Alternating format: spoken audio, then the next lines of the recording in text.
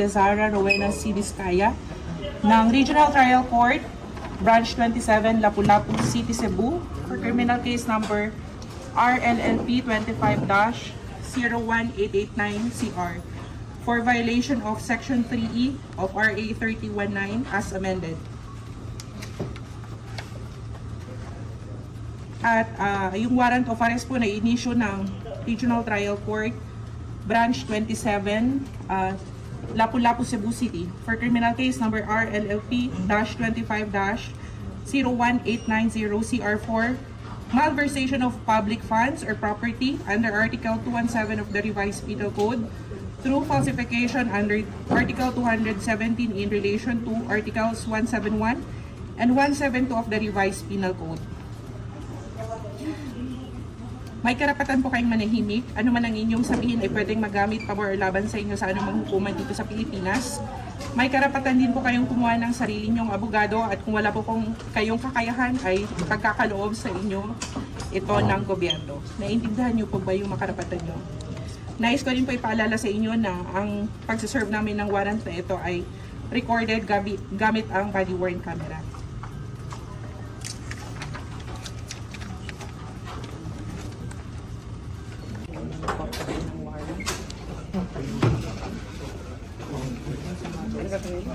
Paparisin.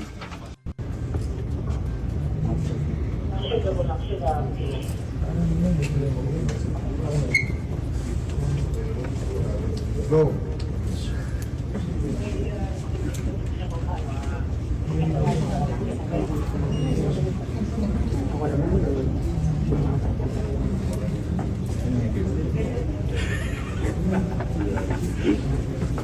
Sinabi sa view ko talaga.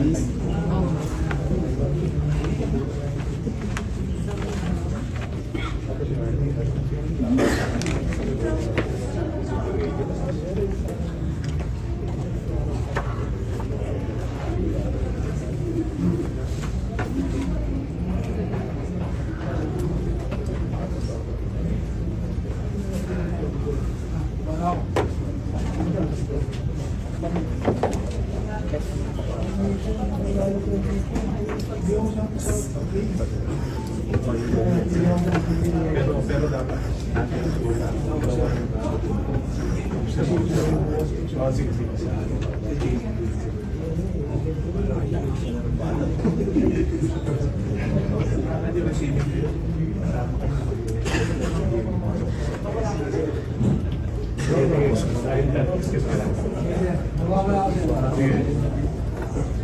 lahat. Sana po nasa maayos po tayong kalagayan, mga kababayan. Mag-upisa na po tayo. Ito po, mga kababayan. Ito po, ginit po ng ito pong balita, mga tambay. Ayon po sa palasyo, ay malabo daw po makulong si Saldico, mga kababayan. Totoo naman po yun. Kung makukulong po si Saldico, di hamak po na dapat po makulong yung pinakaulo, yung mga naguutos, yung pinakamarami at napakalaking nakuha na korupsyon, komisyon. Di po ba na mahigit 3 taon? Bakit si Saldico lang? Si Saldico po, isa lang po ito na utusan nila umano. Hindi po ba? Hindi po yan ang kanilang poon. Hindi po ba? Ang dapat po yung pinaka-poon nila, yung pinaka-ulo. Hindi po ba? Ito po, pakinggan po natin ang balita. Tila malabo na umanong matupad ang naging pahayag ni Pangulong Marcos Jr. na may papakulong si dating Congressman Zaldico bago matapos ang taong kasalukuyan dahil hanggang ngayon ay hindi pa rin natutukoy ng otoridad ang kinaroroonan nito. Eden Santos sa balita. Makukulong na sila. Tila mabibigo si Pangulong Ferdinand Marcos Jr. na maipakulong si dating Bicol Representative Saldico. 10 araw na lang kasi bago ang December 25 ay hindi pa rin nahuhuli si Ko. Tanging mga maliliit na isda lang daw ang naaresto habang ang ilan naman ay kusang sumuko. So abangan na lang po natin dahil ito naman din po ay sa ating pagkakaalam ay talagang tinatrabaho rin po at pinagtutuunan ng pansin ng DOJ pati na po ng Ombudsman. Mariing itinanggi naman ni Presidential Communications Office Undersecretary Claire Castro na may kinalaman sa intelligence fund ni Pangulong Marcos ang tila pahirapang paghahanap at pag-aresto kay Ko. Katwiran pa ni Castro na kailan lamang nag-issue ng warrant of arrest laban kay Ko at sa iba pang sangkot sa maanumaliyang flood control projects. But hindi po ibig sabihin ito na napakatagal na po. Nakita po natin kung paano po magtrabaho ang DILG, DFA, at hindi po ito, wala pong kinalaman to sa Intel Funds. Kinumpirma man ni Castro na bukas ang administrasyon ni Pangulong Marcos sa mungkahi ni Senate President Pro Tempore Ping Lacson na itap ng gobyerno ang United Nations Convention Against Corruption o UNCAC para tumulong sa paghahanap at pag-aresto sa pugante na si Zaldico. Anya nakausap mismo nila ang Department of Foreign Affairs o DFA, Department of Justice o DOJ at Department of Interior and Local Government o DILG ukol sa issue. According to Foreign Affairs Secretary Lazaro, yes, we can explore UNCAC as it has international cooperation mechanisms, but it will have to depend on the country. Countries are obliged to provide, as applicable and in accord with domestic law, widest possible mutual legal assistance to each other. However, Presidential UNCAC Interagency Committee with the ES as chair should be convened as it implements and monitors UNCAC. Sa parte naman po ng DOJ, base po sa kanila, wala pa pong aktibong ugnayan with UA at invocation of UNCAC. Interpol pa lang po ang coordination. Okay? At mula naman po kay Secretary John Vic, sinabi po niya, the matter has been referred to the Commission for Transnational Crimes. I am certain that the option mentioned by Senator Ping is part of the agenda. Eden Santos. Nakita nyo po. Kay dating Pangulo nga, isang araw lang wala pa isang araw di ba? Naipatapo na nila pagdating po kay Zaldico, mga tambay, yung sinasabi nga po natin, mga bayan, dinadivert lang po nila ang korupsyon kay Zaldico. Hindi po ba? Maniniwala ka po ba na halos lahat po sila ay humawak ng kaldero? Si Zaldico lang po naulingan. Yun po yung mga kasabayan Di ba? Pagka humawak ka ng kaldero, imposibleng hindi ka maulingan, lalo po yung kaldero ay punong-puno ng uling. Hindi po ba? Si Zaldico lang po ba magnanakaw? Hindi po ba? At yung sinasabi po ni garbage in at garbage out na tinatawag ng Vice President, tinatrabaho at nagtatrabaho naman daw po si Bongit, ang tinatawag na bangag ng kanyang ate na si Amy Marcos. Ano po ba tinrabaho na nakita natin? Ang nakita po ng taong bayan na tinrabaho po na mahigit 3 taon ay puro po issue ng korupsyon, pamumulitika, pagpapabagsak sa mga Duterte at mga kaalyado nito. Hindi po ba? Nakita niyo po. Grabe. Kung si Tebes nga, sinundo pa nila Si Alice Guo, sinundo po nila. Pero pagdating po rito kay Zaldico, mga bayan, napakarami kasing hawak din ni Zaldico na magpapatotoo po sa kanya po mga aligasyon, lalo-lalo po sa mga mali-malita. At napakaraming insertion na alam niya po ni Zaldico. alam niya po ang mga baho po nila. Kaya po, takot na takot din yata sila na madaliin yan na mauwi. Dahil po, mga bayan, hindi naman nila pwede basta-basta patayin yan, umano. Dahil sila po ang mananagot dyan. Pagka yan po ay chinugi nila, mga bayan, ano isipin ng taong bayan? Bakit mo chinugi yan? Dahil ikakanta ka o maraming hawak na ebidensya sa iyo yan? Hindi kaya? Nagtatanong lang si Kamanong. At hindi naman po tanga at bobo mga Pilipino, mga kababayan. Lagi po si Zaldico at yung mga maliliit na isda lang ay pinagmamalaki mo sa Pilipino. Ilang buwan na po. Matatapos na po ang taon, puro maliliit na isda. Samantalang yung itinuturo po, lalong-lalo yung may accountability sa pagpirma ng budget. At lalong-lalo yung mga programa niyang napakalalaki daw po. Lalong-lalo sa DPWH. Programa ng Pangulo na kanyang Better More. Bill, Better More daw yung kanya. Pero pag naging puro ghost, puro po multo ang naging proyekto po niya. Umano. Kaya po, napakalabo po sa sabaw ng pusit, mga kabayan. Ito pong mga balita na ipinahayag po ng Malacanang na tanging si Zaldico lang ang wanted, mga kabayan, dahil sila po yung nasa kapangyarihan Kaya po si Zaldico lang po ang maiipit at kaya nilang ipitin umano si Zaldico. Hindi po ba? Nakita niyo po, nananahimik na po parang multo, para din po mga ghosts. Lalo-lalo po si Tambaluslos, tahimik na tahimik po. Wala po tayong naririnig kay Tambaluslos ngayon at sa kanyang pamilya na napakarami din daw pong insertion umano. Hindi po ba? At mali-maleta rin ang naideliver. Nananahimik, mga kabayan, para pong multo o ghost na sa sobrang tahimik po ni Tambaluslos umano. Hindi po ba? At ganoon din po si Sandro. Mga kababayan, nakita niyo po. At ang Pangulo, wala pong kinalaman ang mga tao na yan. Sino po ang maniniwala na lang dyan na wala po silang nalalaman at hindi sila sangkot sa issue ng korupsyon na mahigit 3 taon? Trilyon, daan-daang bilyon, wala silang kinalaman at hindi sila sangkot? Katarantaduhan yon. Bobo na lang, hindi ba? Gago at tanga ang maniniwala na lang po sa kanila, mga kababayan. Hindi po ba? Grabe, sanay na sanay po yata silang magsinungaling. Umano, puro kasinungalingan. Ginagawa kang tangat bobo, kay lalaki ng numero, tapos ibabagsak mo lang, ididiin mo lang kay Saldico at yung gusto mo lang na paratangan, lalong-lalo yung mga contractors at mga engineer ng DPWH, mga kabayan, unbelievable. Ibang klase kayo. Kaya nga gustong-gusto namin maging presidente ang isang Duterte para po hindi lang si Saldico ang dapat pong arestuhin at ikulong at isuka ang mga ninakaw. Hindi lang dapat si Saldico ang magbalik at isuka ang kanyang ninakaw umano. Hindi po ba? Napakarami po na mga politiko, napakarami po dyan sa Senado umano at higit na napakarami dyan sa House of Representatives. Hindi po ba? Napakarami yung issue. At dito naman po sa tagapagsalita ng Malacanang na si Garbage in, Garbage out, mga kabayan. Bakit kaya ayaw niya rin pangatwiranan, mga kabayan? Yung tinatrabaho po ng kanyang amo. Katulad po nung tinrabaho po sa pera po ng PhilHealth. Hindi po ba? Isang damukal po. Di po ba? Grabe po dyan. Pati mga sins tax, pinakailaman. Di ba? Ng PCSO at ng PAGCOR at ng PhilHealth ay umaabot ng 296 billion umano ang kanila pong nakuha riyan umano. At pinababalik pa sa taong bayan sa ating buwis ang 60 billion na nakuha nila sa PhilHealth.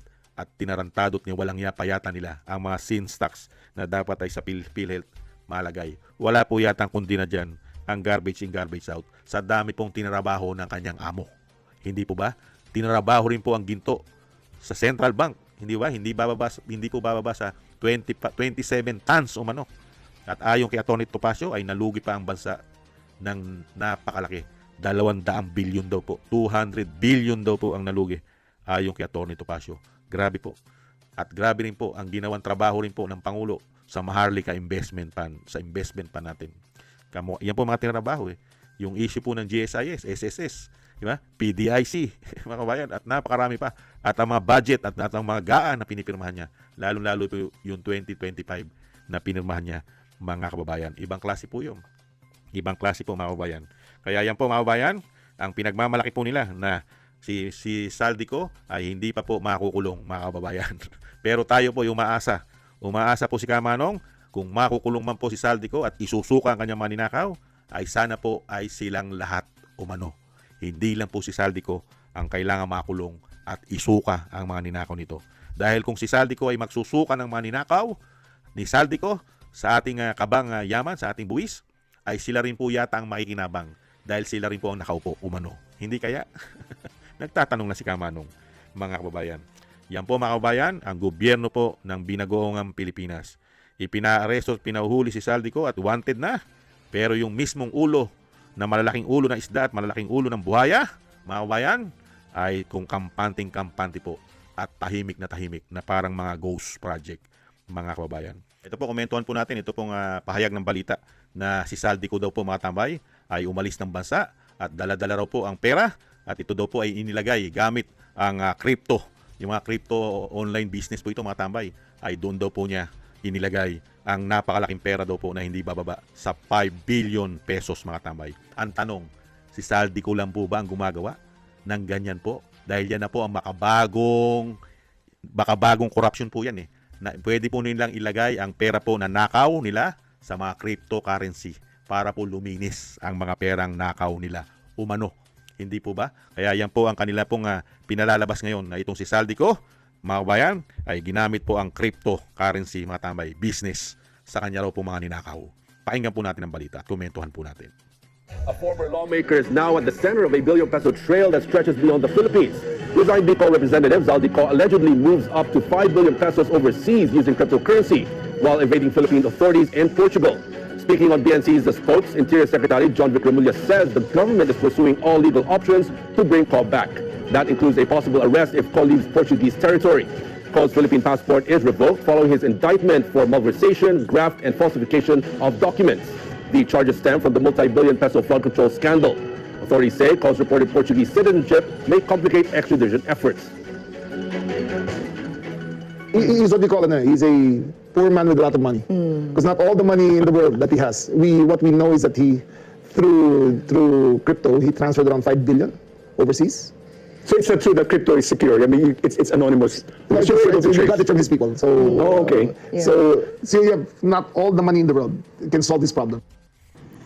Tama. Ganyan na po ang lakaran ngayon, mga tambay. Nilalagay na po nila sa cryptocurrency, mga tambay, ang mga pera Hindi po ba? Kaya nga po yung tanong natin si Saldico lang po ba ang gumagawa niyan, mga kabayan? Na pwedeng dali ng mga ninakaw na pera na bilyon-bilyon? Si Saldico lang po ba? Si Saldico po ba ang ulo ng korupsyon sa ating bansa? At yung sinasabi nila nasa Portugal o Portuguese country, mga tambay. At meron na itong nakuha pong bagong bansa o pasaporte. Siyempre po, baka nag-apply na po ng asylum doon yan. Sa dami ba naman ng pera ni Saldico na ninakaw din po sa ating bansa? Hindi po ba? Kung si Saldico ay nakapagnakaw ayon sa inyo, ayan, sinasabi ni John Vic, mga tambay, ng DILG Secretary, si John Vic, kapatid po ni Boying, mga kabayan, ay hindi bababa sa 5 billion ang nailipat daw po sa cryptocurrency business, mga tambay. Ayon po sa kanila, para po mailabas ang bilyon-bilyon daw po na ninakaw ni Saldico. Kaya nga po ang tanong natin, mga kabayan, hindi ba kayo mga magnanakaw din umano? Hindi ba kayo magnanakaw? At hindi ba kayo yung tinatawag ni Amy Marcos na mga balasubas na mga politiko at naglilingkod bayan umano sa ating bansa? Hindi po ba? Kung si Saldico ay nagagawa na maglipat ng bilyong-bilyong piso na sinasabi niyong nakaw, hindi niyo ba magagawa rin yan para luminis ang inyong mga ninakaw umano? Grabe po yung pera Yung sinasabi ni Saldico na mali-maleta na halos lahat ay mayroong komisyon magmula sa Malacanang, yung kay Saldico, pati asawa at anak. Di ba? Hindi bumababa sa napakalaking insertion at komisyon. Hindi po ba? Pati ang First Lady. Sa tingin nyo, i-stack nila sa Pilipinas yan? Di po ba madaling masilip? Kung itong mga politiko na ito ay i-stack lang nila ang pera nila na peso, mga kabayan, sa Pilipinas, gaano karami po yan? Truck-truck. Kulang ang isang bahay sa dami ng ninanakaw nila umano. Hindi po ba nila lilinisin yan? At yan ay madali pong makita sa Pilipinas yan. Kaya po ilalabas nila ng bansa yan. At yan po ang uso po ngayon sa ating panahon. Ay yan po mga crypto na. Mga online business. Di ba? Napakahirap po nilang i-trace yan. At yan po ay nagiging safe sa mga magnanakaw na mga politiko umano. Yang mga crypto currency na yan at crypto business na yan. Hindi po ba? Kaya nga po, nakita po natin, mga tambay, kung saan lang po nila dinadala ang malaking issue ng korupsyon sa ating bansa. Kay Saldico. Para lang po ma-divert ang napakalaking issue na magmula po sa ulo ay napakalaki po ng issue ng korupsyon. Hindi po ba? Kung si Saldico ay 5 billion na sinasabi nila, di hamak kaya doon sa Pangulo at sa First Lady at sa anak na congressman? Hindi po ba? At lalong-lalo rin po doon sa pinsan na dating speaker na nagbibigay ng regalo sa simbahan, sa bishop, maleta padala. Hindi po ba? Kaya gaguhan na lang po yan, mga tambay. Gaguhan na lang po. Tanga at bobo at gago na lang po ang maniniwala po sa kanila na si Saldico lang po ang lumalabas na ulo. Ang pinakaulo ay si Saldico lang po. Kawalang hiyaan po yan. Katarantaduhan at pangbubudol umano yan para paniwalain po ang mga Pilipino. Pero ang maniniwala na lang po dyan ay yung mga 2-5.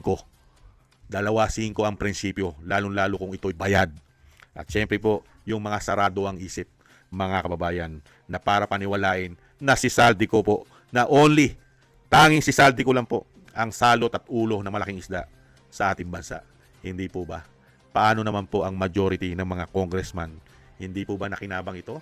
Kaya nga po napakasarap maging presidente ang Duterte ulit nang masilip po ang mga pera nito at mabuksan din po ang mga libro ng mga politiko na ito. Lalong-lalo po ang magkapatid na John Vic at Boying Rimulya. Napakasarap din po masilip ang mga pera hinawakan nito, lalong-lalo po ang mga confidential na sikat sa ating bansa ngayon. Confidential. Gigil na gigil sila yan. Hindi po ba? Kaya po, mga kabayan, ang ating bansa ay nasaan? Mga kabayan, saan nila dinala ang ating bansa? Puro sa pagnanakaw. Ibinaon pa tayo sa utang ng mga walang na yan. Umano. Maraming salamat po, mga tambay. At syempre po, huwag po tayong maniwala na si Saldico lang po ang naglilipat ng pera gamit ang crypto. Kaya rin po nilang gawin yan. Lalong-lalo po kung parehas din sila ni Saldico na sanay din po magnakaw umano sa pera ng bayan.